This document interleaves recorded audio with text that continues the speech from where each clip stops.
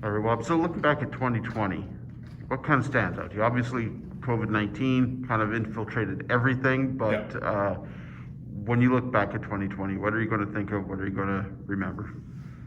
Well, I think there's so much that changed this year. I think that the changes will be a big thing. I don't think any of us started the year thinking about wearing masks at any point, and now they're everywhere. We see them everywhere we turn. So I'll be thinking a lot about that.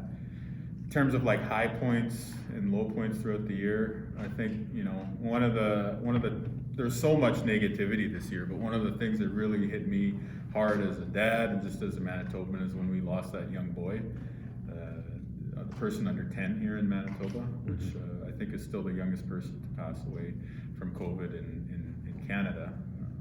I might be stand to be corrected there, but that one was really tough. Just affected our whole family. We were all just standing around the kitchen just saying, you know, feel so sad about that. And then I think in terms of high points, like hearing that vaccine get approved, I think probably was a nice way to have a little bit of hope, inject a little bit of hope, to use a dad joke there maybe, at the end of the year. So I think 2020 is going to be one that none of us soon forget.